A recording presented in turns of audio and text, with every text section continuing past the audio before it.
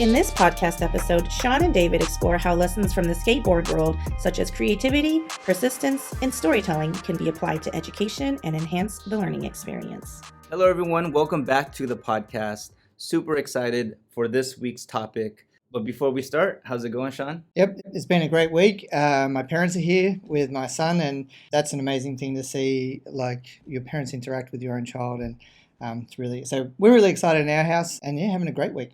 And, one thing I love is doing this podcast. I see like the way my son learns and the way he learns from others, and having my parents here is like just gives him a whole group of new people to interact with, and it's such a privilege to see in a lot of ways that growth and learning that he's doing.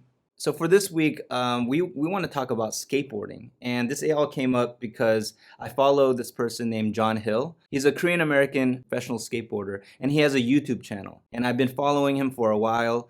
His tagline is Progress Daily, or his brand is called Progress Daily, and I've always thought that was such a beautiful way to say be intentional about getting better. And that's specifically important in skateboarding, and we'll talk about that today. So let's start with creativity. I recently watched a Rodney Mullen TED Talk, and Rodney Mullen is basically the godfather of street skating. He invented the ollie, which is that jump that you see on skateboards. But he also invented the kick flip, the heel flip, tray flip, etc. So he's a very important person in skateboarding. There was a specific skateboarding video. It was called Rodney Mullen versus Daewon Song. And those two skateboarders basically showcased not only their skills, but in a very creative way. And I think it blew a lot of skateboarders away because they were applying the foundational skills like the ollie, kickflip, but they were adding it to different parts of the street. They would get like lunch benches from schools and then create these really crazy obstacles and skate on those. Rodney Mullen would do slide on a curb with the grip tape side of it.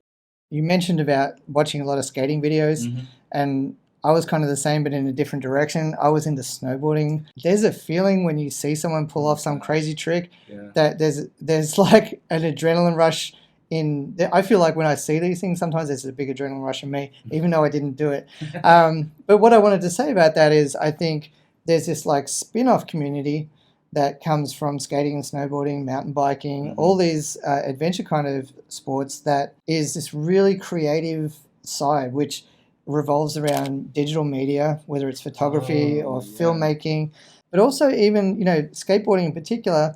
I know like when I was in high school, I had friends who were building their own quarter pipes and half pipes. And to do that is no small feat. It's not like you don't just go and buy like 3 yards of lumber and put it together and it turns into a skate ramp. Right. There's more to it. And I think there's all these like little subfields of skateboarding that are really creative as well. And if we're able to like tag into some of these things into education and work out what that magic formula is, it could just be something that really starts to engage maybe some of our middle ground kids that just need a little bit of a push to like get them excited about school again.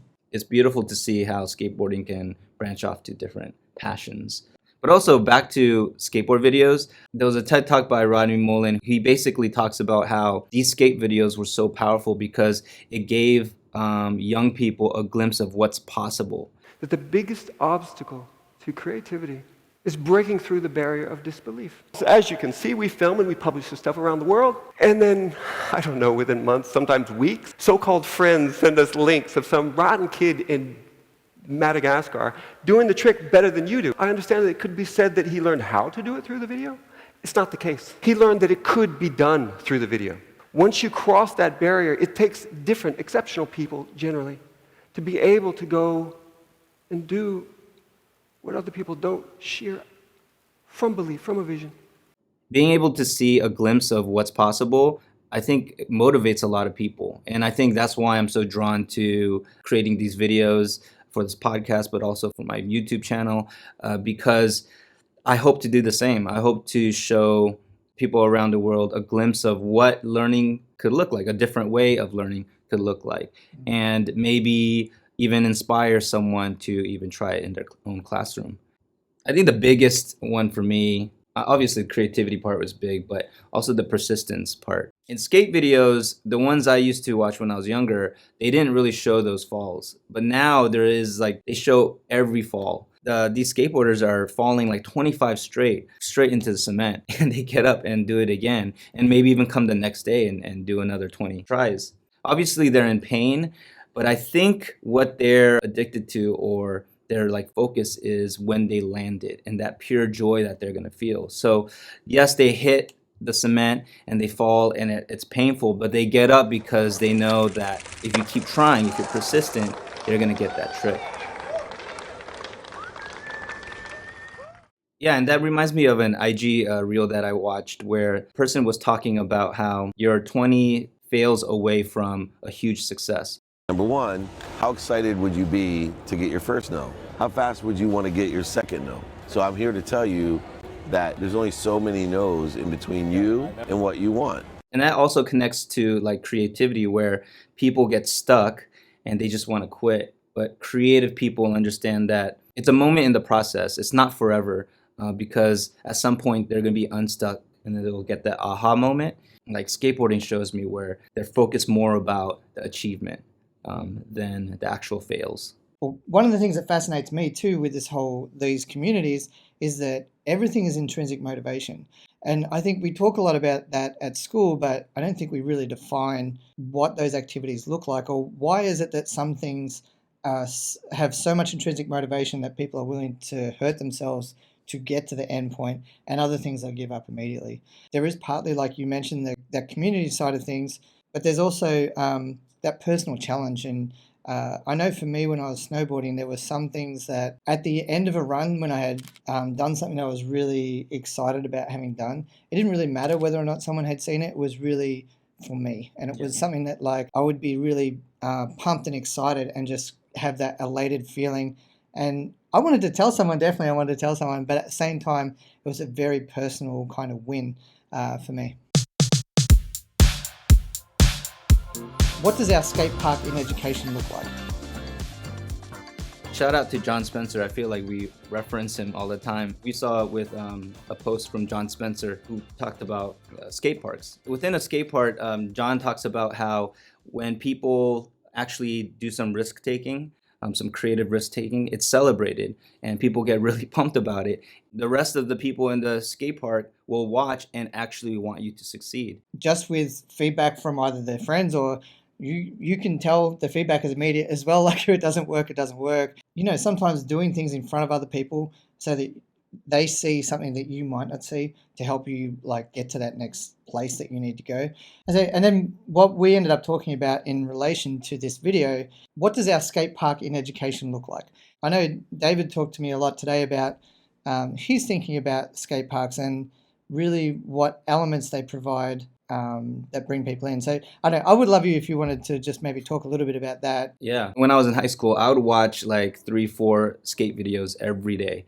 And there are certain spots within the cities that the skateboarders skate that are famous. Like everyone knows those spots. What people have done is like city planners who collaborate with skateboarders, they actually create skate parks that mimic or replicate that famous spot. And then they design it in a way where there's a flow and the skateboarders can have what they call a run, continuous flow of tricks without stopping. And so that it's skatable and enjoyable for the skateboarders, because that's who will be skateboarding inside these skate parks. I think it'd be cool for schools as well to do the same thing, where instead of seeing the structures that already exist in schools, but think outside the box and look outside and see what's happening in the real world and then try to replicate that. Yeah, and provide some opportunities for feedback from the end user in our situation, that being the students, around what areas do they want to push themselves in and where do they feel autonomy and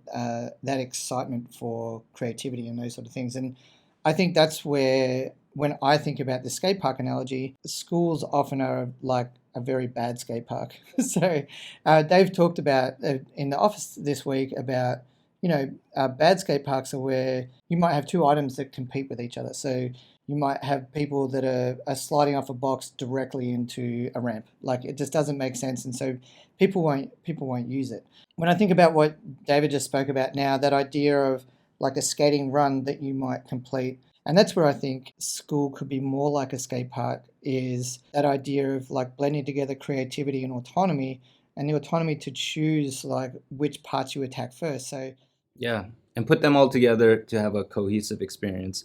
And that's what you want in a skate park within the elements of the park. yeah, I think that's a really good point. One thing I was thinking about when we talked about this topic is the idea of having this really genuine multi-age environment. Oh, yeah. And if you go to any skateboard park anywhere, well, I say anywhere, but most the skateboard parks I've been to for sure, there's always a massive age differential from, really young kids who are there maybe on a scooter through to, people in their 30s and 40s who, want to relive their youth or want to restart their youth and get going with skateboarding. But everybody's, for the most part, people are really kind and generous with like giving people space, but also like helping where they can to make people feel like they're improving.